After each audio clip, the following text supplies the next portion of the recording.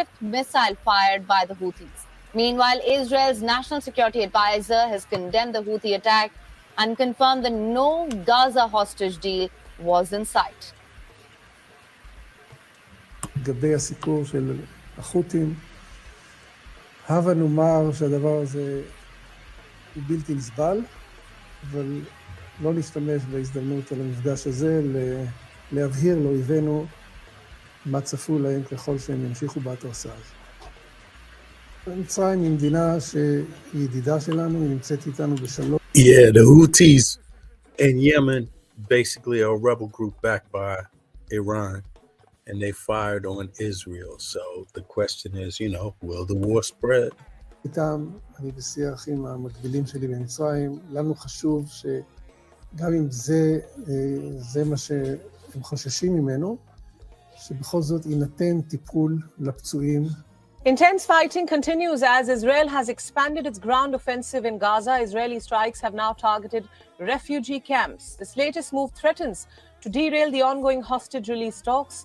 This, as the war is now expanding well beyond Israel's borders. We will begin with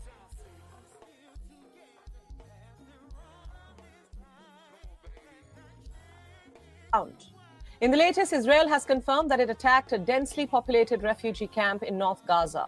It's called the Jabalia refugee camp. The visuals on your screen now show the utter scale of devastation caused in the aftermath of the attack. Israel's army says it secured a central Hamas stronghold in the refugee camp airstrike. The IDF has announced that its fighter jets eliminated commander of Hamas's central Jabalia battalion, who they say was one of the leaders responsible for the deadly terror attack on October 7th. Intense fighting has taken place in Gaza in the last 24 hours or so. As Israel continues to pound Gaza relentlessly, it has sent its ground forces into the enclave. Israel says its troops have hit anti-tank missiles, launching cells and observation posts, seizing many guns and explosives, and also killed dozens of militants. While Hamas's armed wing said that it had ambushed troops in northern Gaza, with its fighters having opened fire on 3 Israeli military vehicles. The Israeli army later said 2 of its soldiers were killed during combat operations in northern Gaza. Moving on now to the hostage situation. The military wing of Hamas says that the group plans to release some non-Israeli hostages that they have been holding in the coming days. In a video statement, the group announced that the release had been arranged through mediation by some nations.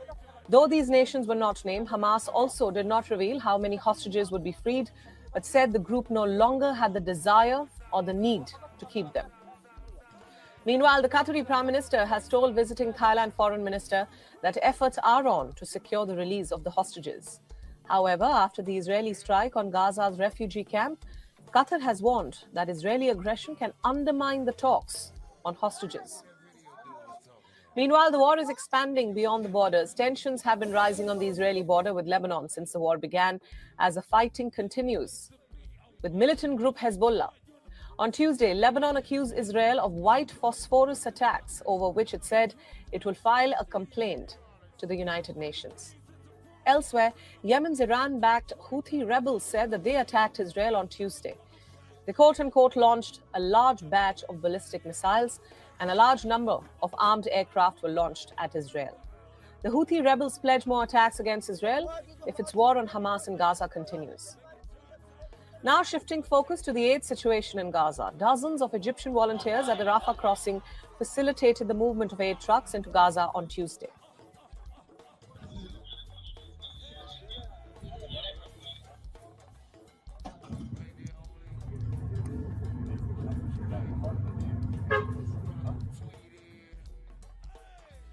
Meanwhile, the White House said 66 trucks of humanitarian assistance entered Gaza in the last 24 hours and that dozens more are expected to be cleared for deliveries. The U.S. acknowledges that level of truck aid delivery so far is just a fraction of how much is actually needed in Gaza. U.S. officials say they would like to reach up to 100 trucks a day. Meanwhile, U.S. President Joe Biden spoke with King Abdullah and both nations agreed that it is critical to ensure that Palestinians are not forcibly displaced outside of Gaza. U.S. Secretary of State Antony Blinken spoke with the Israeli president via phone and reiterated U.S. support to Israel's right to defend itself. Blinken will begin a new tour to the West Asian region amid the war on Friday. He will visit Israel and make other stops in the region as well. In other updates, Bolivia has announced that it is cutting diplomatic ties with Israel as it demands an end to attacks in the Gaza Strip. Bolivia accused Israel of committing crimes against humanity and has become the first country to sever ties with Israel over the war with Hamas. Now, an Israeli attack on the densely populated Jabalia refugee camp in Gaza has killed at least 50 people and injured.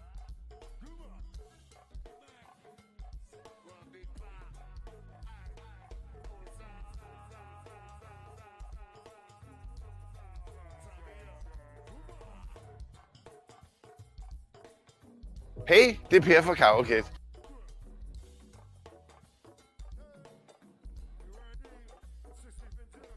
Out in Tel Aviv as residents shelter in place.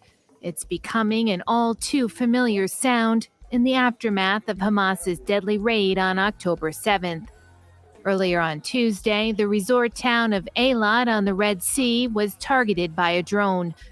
The IDF confirmed they shot it down. This morning in Eilat, in the southern sector, IDF forces identified an aerial target that was approaching Israeli territory. Alerts were sounded, there is no threat and there is no danger. Yemen's Houthi rebels confirmed they were behind the drone attack. Our armed forces have launched a large barrage of ballistic and guided missiles, as well as a significant number of drones at various targets of the Israeli enemy within the occupied territories. The Houthi rebels have vowed to continue to carry out special operations until Israeli aggression ends. We are part of the axis of resistance. It is one axis and there is coordination, a common operations room, and a common direction for all these operations.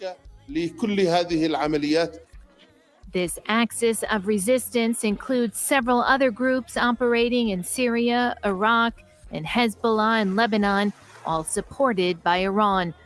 Their actions raise fears this could spiral into a broader regional conflict. Last week, Israel accused the Houthi rebels of sending the drones that crashed in Egypt near its border along the Red Sea.